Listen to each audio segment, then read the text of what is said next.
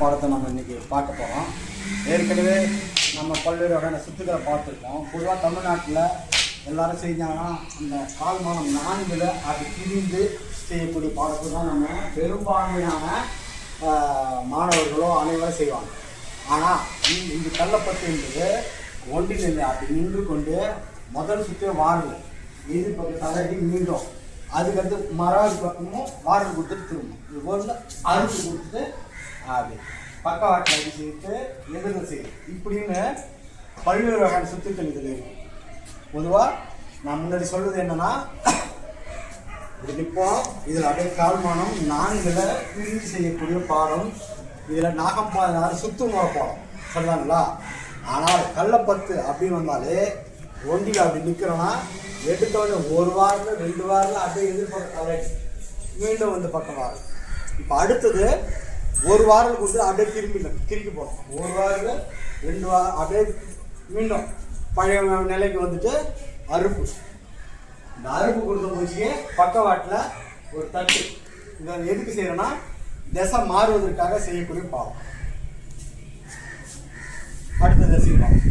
இது போன்ற பல்வேறு வகையான சுத்துப்பாடங்கள் அடங்கியிருக்கு. நம்மளுடைய சிலம்பத்தை தொட்டனா பல்வேறு வகையான சுத்துக்கள், வீச்சு, அறுப்பு போன்ற பாடங்கள்லாம் இருக்குது. ஒரு பகுதிக்கும் வெவ்வேறு வகையான பாடங்கள் இருக்குது அப்படிங்கிறத தெளிவுபடுத்த அந்த பாடம். இந்த பாடத்தை நம்மளுடைய மாணவர் செய்ய போகிறாரு.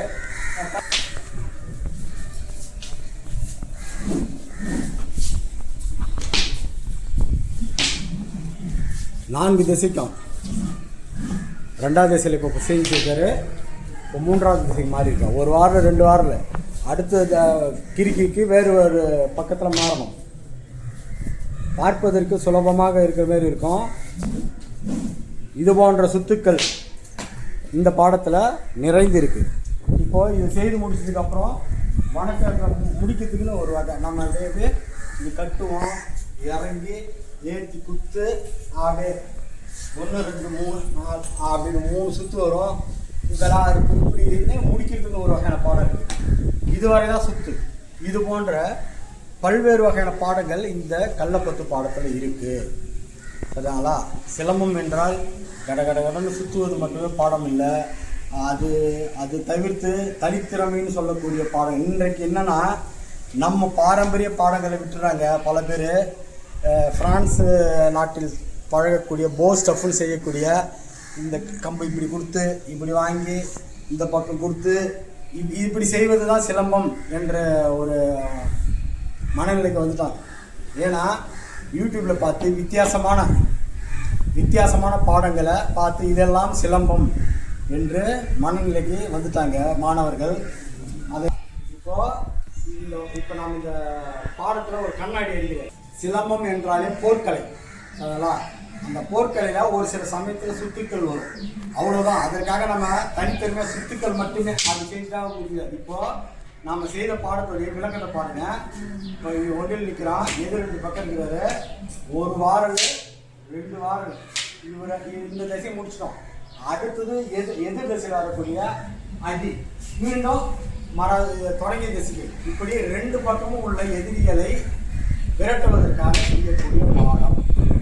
முன்னாடி நான் சொன்னதுனால சிலம்பம் என்றாலும் போர்க்கலை. கண்ணா அடி கொடுப்போம். இப்படி வலுவான அடிகள். இப்போ நான் கொடுக்குறேன் 1 வாரம் கட்டுங்க ஒத்தகை. இது போன்ற வலுவான அடிகளை செய்யக்கூடிய பாடம் சிலம்ப போர்க்கலை. இன்னைக்கு காலகட்டத்தில் பல பேர் அந்த போர்க்கலையை மறந்துட்டாங்க. கட்டுமுறை தெரியாதது கற்றுக்கொள்ள, அதாவது ஒரு நல்ல குருவை தேர்ந்தெடுக்காமல் பெரும்பான்மையான மாணவர்கள் இன்றைக்கி யூடியூப்பை பார்த்தே கற்றுக்கிறாங்க.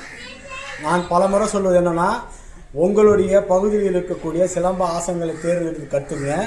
அதற்கு கூடுதலாக என்னுடைய பாடத்தை வைத்துக் கொள்ளுங்க அப்படின்னு தான் நான் பல முறை சொல்லியிருக்கேன். அந்த முறையை பின்பற்றிங்கன்னா உங்களுக்கு சிலம்ப கலையும் வளரும், நம்மளுடைய பாரம்பரியமான விளையாட்டுகளும் அடுத்த தலைமுறைக்கு சென்று சேரும். மேலும் பல மேல்நாட்டு கலைகளை தெரிந்து கொள்ளுங்கள். ஆனால் அது சிலம்பம் ஆகாது. சிலம்பத்துக்கென்று ஒரு தனித்துவம் உண்டு. என்னதான் நீங்கள் மாஞ்சி சுத்தினாலும் சிலம்பத்துக்குன்னு இருக்கிற தனித்துவம் மாறாது. அதை படிக்க வேண்டும் என்றால் கடினமாக உழைக்க வேண்டும். இதனால் இதுபோல் வேறொரு பாடத்தோடு அடுத்தவர்கள் சந்திக்கிறேன். நன்றி, வணக்கம்.